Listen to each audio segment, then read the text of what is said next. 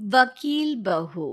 जनक पेशे से एक बहुत अच्छी वकील थी, लेकिन कहते हैं ना, बहू कितनी भी बड़ी तोप क्यों ना हो, सास के सामने तो भीगी बिल्ली ही होती है। अरे जनक, क्या बात है? आज रोटी नहीं मिली अभी तक। ये तेरा कोर्ट नहीं है जो आज फैसला ना हुआ तो कल की तारीख मिल जाए। रोटी तो रोज वक्त में चाहिए। हाँ, माँ जी, रोटी तो कब की बन गई। मैंने आपको कहा तो खाना खाने के लिए, आपने शायद सुना नहीं होगा। ओहो हो, जज नहीं हूं मैं, तेरे कोर्ट की सास हूं, सास। कोई दलील फालतू की मत देना यहाँ। बहुत जानती हूं मैं इन वकीलों को। अपनी बात ऊपर रखने के लिए झूठ बोलने में जरा भी नहीं सोचते। तभी वहां जनक के ससुर आ जाते हैं। अरे भाग्यवान, क्यों बेचारे के काम को कोसती रहती है हमेशा। मैं भी तो था वहां जब ये आई थी तुझे रोटी खाने को बुलाने के लिए। सास को तो अब गुस्सा आ जाता है कि कैसे किसी ने बहू की साइड ले ली। अरे वाह जी वाह, वो तो मैं जानती थी कि कोई ना कोई गवाह तो ये पेश कर ही देगी। पर मैं तो अब सीधा खाना खाकर सोने जाऊंगी। मुझे आदत नहीं है किसी से बहसा बहसी करने की।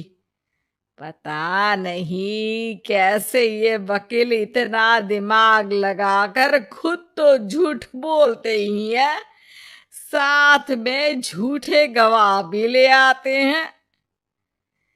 जनक को सास के ताने सुनने की अब आदत सी पड़ जाती है। एक दिन जनक वकील की ड्रेस पर काला कोट पहनकर कोर्ट के लिए निकल ही रही होती है कि अरे कहाँ चली काला कौवा बनकर? टोक दिया ना। अब कोर्ट तो वकील वाले ड्रेस पहनकर ही जाऊंगी ना। वाह भाई वाह, दामिनी तो मैंने भी देखी है। सन्नी पाजी ने ऐसा ही कोट पहना था और कहा था कि तारीख पर तारीख, तारीख पर तारीख।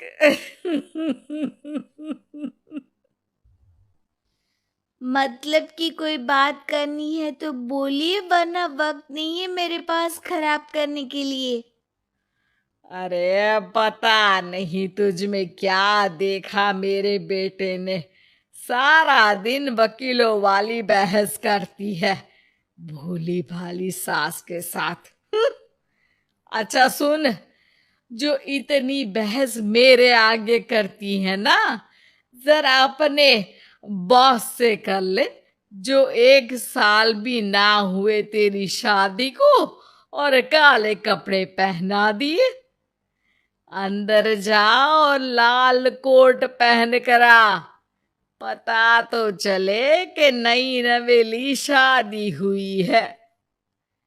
अरे माँ जी, कोर्ट में मेरा बॉस क्या करेगा? ये तो पूरे देश की ड्रेस है वकीलों के लिए। लेकिन सास तो ठहरी सास। अच्छा, तो कोई जरूरत नहीं है 2-4 साल कोर्ट जाने की। शादी थोड़ी पुरानी हो जाए तब इजाजत दे दूंगी मैं तुझे काले कपड़े पहनने की। अब क्या था, मन मारकर जनक को लाल रंग का कोट पहनकर कोर्ट जाना पड़ता है। उसके जाने के बाद आहा, बढ़िया, ये पूरे देश की ड्रेस की बात करने वाली। अरे पहना दिया ना लाल कोट। अब सास आए दिन या तो जनक को उसके काम का ताना देती या फिर उसका काम छुड़वा देने की धमकी। तंग आकर एक दिन जनक पति से कहती है, मैं सोच रही हूँ कि कोर्ट जाना बंद ही कर दूं। अरे क्यों यार, इतना अच्छा करियर है, क्यों छोड़ने की सोच रही हो? अरे लाल रंग का कोट पहनकर जाना पड़ता है। हर बात पर सास ताना देती है कि वकील तेज होते हैं, सवाल जवाब करते हैं, झूठी दलीलें देते हैं। अरे तो ठीक है ना, वो जो कहती है अपनी समझ से कहती है, लेकिन तुमको तो पता है ना कि सच्चाई क्या है। जनक को पति की बात से हौसला मिलता है कि तभी घर पर कुछ लोग आ जाते हैं। अरे आइए आइए पंच साहब, कैसे आना हुआ? अरे भाई साहब, सुना है कि आपकी बहू वकील है। तभी वहां सास आ जाती है। हाँ है तो, लेकिन क्या हुआ? फिर कहीं बहस कराई क्या? अरे हम तो खुद दुखी है उसके व्यवहार से। अरे भाभी जी, आपको तो पूरा मोहल्ला जानता है कि आप कितना बोलती है। फिर हम यहाँ बहू रानी की कोई शिकायत नहीं, बल्कि अपनी परेशानी लेकर आए हैं। ससुर जी खुश हो जाते हैं। हाँ हाँ, मैं भी बहू को बुलाता हूँ। जनक वहां आती है, सबको नमस्ते करके बैठ जाती है। बहू रानी, हमारे गांव में बड़ी मुसीबत आ गई है। अब तो पूरे गांव की जिम्मेदारी मानो तुम्हारे कंधों पर है। अरे ना ना, इससे तो घर की जिम्मेदारी पूरी नहीं होती। ये गांव की जिम्मेदारी क्या लेगी? भाभी जी, आप चुप हो जाओ। यहाँ पढ़े लिखे लोगों की बात हो रही है। आप जाओ, जरा रसोई से सबके लिए चाय लेकर आओ। मैं कॉफी लूंगी। हाँ हाँ, वकील साहिबा के लिए कॉफी। सास सर पैर सब पटक कर वहां से निकल जाती है। बहू, गांव में पानी नहीं आ रहा है। पड़ोसी राज्य ने हमारा पानी रोक रखा है। इसका मामला तो बड़े कोर्ट में चलेगा पंच जी, लेकिन ऐसा क्यों? वो राज्य हम लोगों से पानी के पैसे मांग रहा है। अब आधे गांव में पानी की सप्लाई खत्म हो गई है बोरानी।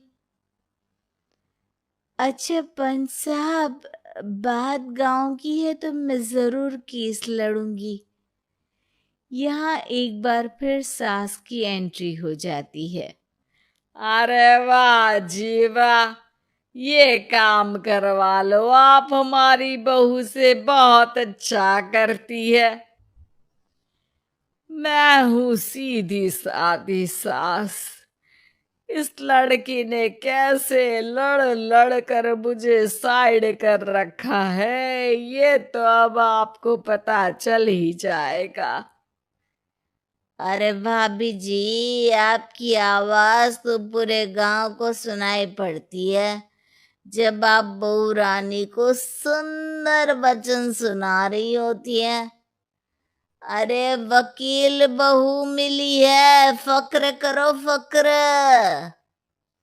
हाँ जी हाँ, सारी फकर तो हम लोग ही करें। खैर, अब जो केस लड़ेगी और पानी गांव में आ जाता है तो पंच साहब लिख कर देना होगा कि हैंड पाइप में सबसे पहले मेरी बाल्टी और घड़ा भरेगा। अरे फिर तो हम बहू रानी के नाम पर घर पर ही सप्लाई दे देंगे, लेकिन ये इतना आसान नहीं है। बहू, गांव के पास अभी वकील करने की भी पैसे नहीं है तो। अरे पंच साहब, ये मेरे गांव का मामला है, मैं आपसे एक भी पैसा नहीं लूंगी। सास को बहू की बात पर गुस्सा आ जाता है, लेकिन सबकी जान के बाद झनक मन लगाकर गांव की परेशानियों को दूर करने में लग जाती है। और वो दिन भी आता है कि झनक केस जीत जाती है। अरे आज तो प्लम्बर आकर घर तक पाइप लगा गया है, खुश हो जाओ। मेरे कारण तुम लोगों को घर के अंदर ही पानी मिल जाएगा।